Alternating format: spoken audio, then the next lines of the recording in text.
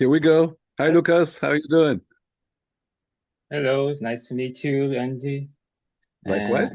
It's such a great honor to talk with you today. For me, like Halloween fun, it's Thank like a you. dream come true.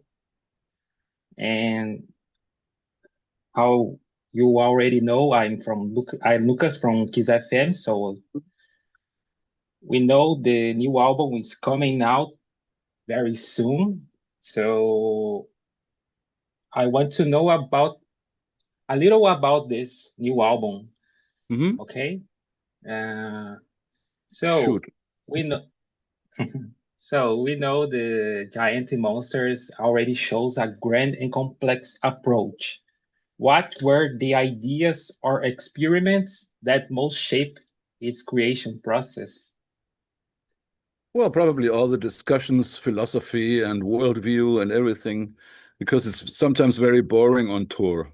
So you end up somewhere at the pool area in a hotel, all the crew, all the band, and you just like talk about the world. And I think that's mainly because there are like five, six, even six titles on the album.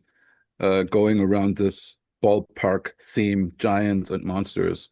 So it's about philosophy, it's about a little bit of history, because we all felt it's like very compelling, the idea that there were monsters wandering on Earth some thousands of years ago, like the Old Testament says, like the old Hindu texts say, and like all the big religions in the world talk about it. And we thought it's very compelling, and maybe that was the consensus during the talks.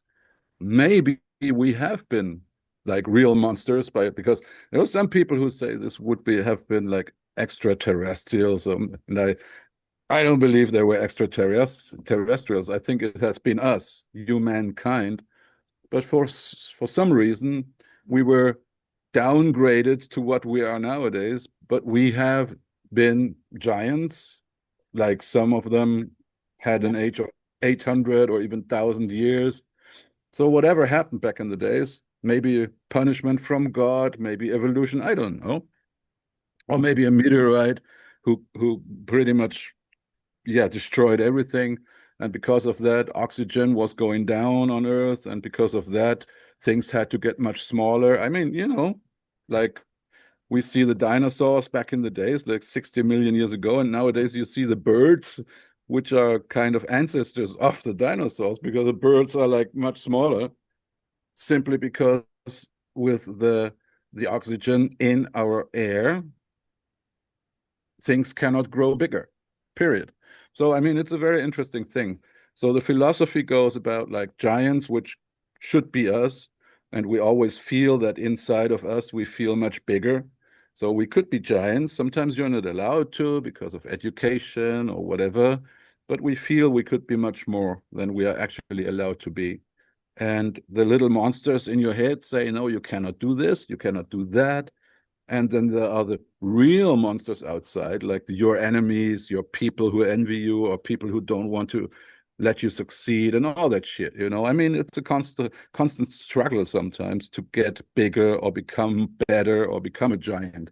So yeah, I thought that's a very beautiful subject to talk about, but it's not a conceptual album. yeah. Maybe something like the human being, like we are giants, but we Mm, are monsters too because we are destroying the earth and yeah, polluting. Yeah. we could be giants, but sometimes we are monsters. That's what you're saying. Yeah, cool. Yeah, Mhm. nice, nice one. I listened the Universe, the last single Hmm. was a epic track over 80 minutes. So how was the process for creating this song? Well, Sasha is the main songwriter, and because everybody liked the song that much, that's why Kai came up with this idea of a solo. Waiki came up with an idea. Everybody was like participating. At the end of the day, it grew to over 8 minutes. I think originally it was around about 354 minutes, and yeah, it's beautiful. I read the press. release, and you mentioned that band creative strength comes from the differences between its members. How did those differences influence Giants and Monsters? Well, I think because you have all these songwriters on the album, there's like 4 songwriters on the album, um, you automatically have like a little bit of a variation of the typical Helloween stuff. So some boys go and write only double bass stuff, like mainly Kai, for example, or Waiki. Kai used to write all these poppier or hard rock songs like I Want Out or Future World, stuff like that, which the last years he doesn't do that. So that's something I do then, because I love to write these songs too, but not only. So I want to have double bass as well. So I have written Giants on the Run, which is my contribution to speed metal Helloween stuff. Yeah, I think Marcus is, for example, he's a pure rock and roller. So he wants to have super much rock and roll influence in the craziness. And this is something you hear and feel. And sometimes it fits, sometimes it doesn't. Very much depends on the mixture of the album. I think this time we had the possibility to really make a kind of roller coaster album, lots of variations, lots of cool down spots, lots of heavy metal shit going on. So I really love the album. But that was easy. We had like 23 songs on the desk, and every song was great. So we needed the help of our management. We have a few Helloween fans working in the management. So we gave them the decision, like, you decide. You're the fans.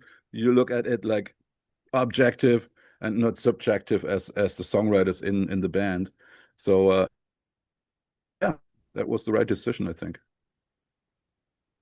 Okay. We know the Helloween have a good ballads, and I love the Helloween ballads. Is there any ballad on this new album? Well, actually, it's the ballad which was already recorded for the previous album, which did not make it on the album simply because the production idea to transpose it down 5 semitone to make the people able to sing along with it was, afterwards, when we listened to the final result, it was the wrong decision. Did not sound as good as the demo. The demo I recorded in high pitch, like the way you listen to it now.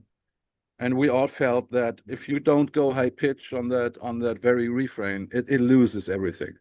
So it's just a very interchangeable song, which could be sung by everybody in the world, so to say, from Bon Jovi to Adele, or you name them. I mean, everybody could sing that song, but it's not Helloween anymore. So we wanted to have it back to the original state of the demo, like high-pitched vocals. And together with Michael, it shines, so it's perfect. I love it. I love it even more than my own demo where I was the only one singing on it. So I love to sing it with Michael because I think it's great to have him on the refrain. You have Andi on the refrain, and at the end of the end refrain is like the two of us. And I really like that. That's really nice. And the song finally shines again. Great. We know the 40 years tour is coming too. And what excites you the most about celebrating 4 decades of Helloween on stage? Mm. You have to repeat the question because you froze for 5 seconds. Okay, sorry. We know the 40 years tour is coming too. So what excites you the most about celebrating 40 years from Helloween on stage? Well, as pretty much the same as last tour and the previous tour. The Pumpkins United stands for definitely 40 years of rock and roll and metal, speed metal, and also and all that great stuff. Finally, with the boys back in town, so to say, like Michael Kiske and Kai Hansen back, we are happy to really present the original 4 decades of Helloween. So all the fans from all the generations have their favorite singer on stage. That makes it super exciting for me always. Yeah, what's exciting else? Actually, it's always exciting because you have to find a solution, a compromise of 2.5, sometimes over 3 hour show to actually satisfy all generations. Um, if it works out and after 3 or 4 shows you realize, okay, exactly that's what the people love, then it's becoming fun. Unless you have to change. So the first 3, 4, 5 shows could also be very much work to actually finally find the setup and finally find the songs for a 2.5, 3 hour shows. So yeah, exciting, definitely, but positive exciting, definitely after 3 or 4 shows. Then you got like the pumpkin is rolling then. So yeah, it's always thrilling. Is there any surprises on the set list for this tour or something we haven't heard? Absolutely. Quite a few songs never been played by the band, never, and quite a few songs that we played some 25 years ago are back in the set as well. Certainly new songs from the new album. Yeah, I would say there are lots of surprises, but as always, I can see already. I know that people will complain. Well, you didn't play this, you didn't play that, and what about this, and what about that? And said, yeah, at the end of the day, probably even when we would play 5 hours, you could not be everyone's darling because somebody would miss a song or here and there. And so, yeah, but that's part of the game. That's part of the game. Yeah, It's cool. exactly. Is there any plan to bring this tour from Brazil, maybe next year? Yeah, definitely. I'll reckon to 99% that will be in South America end of 26. So September, October to November, December, something like that. Hmm. Is there any special memory or funny memory from Brazil when you visit the country? Well, funny. At the end of the day, it was funny, but when we'd been through it, was not funny fun at all. Now, when we talk about it, we have a big smile about it. I remember the last Rock in Rio. Michael Kiske and I went to the festival 3.5 hours before the show. So one would reckon this is enough time to get to the show. But believe it or not, we were stuck in traffic. Then we'd been at the entrance of Rock in Rio, and there was one guy at the entrance, and he was shown that we are the singers of Helloween. And nevertheless, he did not let us pass. I mean, that guy was completely drunk on drugs or whatever, but he would not let us pass. So we had to drive onto the road again and drive around the festival to another entrance, which we only made because Michael and I decided, like stuck in traffic, we decided, look, let's get out and run to the entrance. So actually, Michael and I went out of the van and we ran through the people, and lots of people were recognizing us. Oh, Michael, Andi, autograph, blah blah blah. I said, no time, no time, rush, rush, rush. And we actually we came into the backstage area. The boys were already on the way to the stage to start the show, and Michael and I just had time to jump into some pants, some shoes, and that's it. So we couldn't actually make ourselves a little bit better looking because we're sweating all over the place. So that's how we actually ran on stage. So we actually Yeah.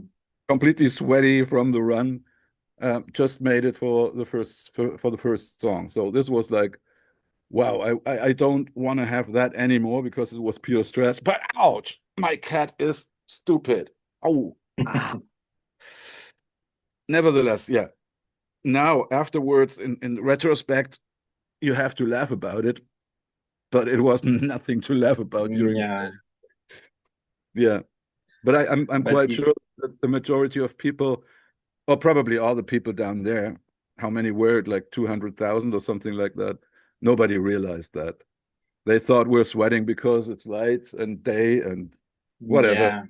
yeah, that day was so hot because I was there on the audience Mm. and the concert was great because it was my first Halloween concert. So yeah. Yeah. Now you know the Uh, background story. We just made it. yeah. If you could describe the Brazilian audience in one word, what would be? Crazy motherfuckers. Yeah, we are crazy. Okay, that's two words. Yeah. From the new album, which song you are most looking forward to performing live? From the new album. Yeah. Oh, hard to say. Maybe Universe, because this one we definitely want to share on the vocals, like Kai, Michael, and myself. That'll be fun, I hope. Yeah, maybe a song like A Little is a Little Too Much, because it's a fun song, and that's a party song, which probably makes the people go jump. That would be great. Let's see. Maybe Giants on the Run. I don't know. I mean, there are quite a few songs I would probably enjoy. So let's see how it works out in the rehearsal room. Then I can tell you more about it. Maybe this or that Yeah. song will not work at all. So, but I don't think so. I mean, during the rehearsals for the production of the album, everything was cool. So I guess it should turn out great. If not, we'd throw it out and put in another song. Yeah. I think we have just more 3 minutes. Do you have any message for the Brazilian audience? Yeah, thanks for waiting as always. Brazil was one of my greatest milestone. I mean, even um, back in the days was even the first concert we ever played in South America. So it was Brazil 1998, Monsters of Rock in Sao Paulo, and it was pure craziness.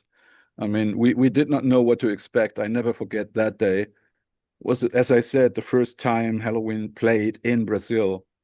And believe it or not, we went on stage and there was like this packed stadium in Sao Paulo. And we started out with We Burn. And believe it or not, we could not hear ourselves because the people were so loud, screaming and yelling. And that's the first time when I thought, oh, I think they like us here in Brazil. And everybody on Yeah. stage, like I looked to Marcus and Marcus was like, wow. And I looked to Waiki and Waiki was just going like, ooh. It was fantastic. I mean, somehow we made it. I don't even know how I sang the verses and everything, because honestly, I couldn't hear myself. I was just more or less listening to the people because they are all singing along with it, like higher, much higher, and the people were louder than us on stage. But at least because Yeah. they sang, I know where we are. So that was crazy. It's really crazy. Mm. I think that's it. All right. Mm. Then I Thank you thank for you. your time. Thanks for having me.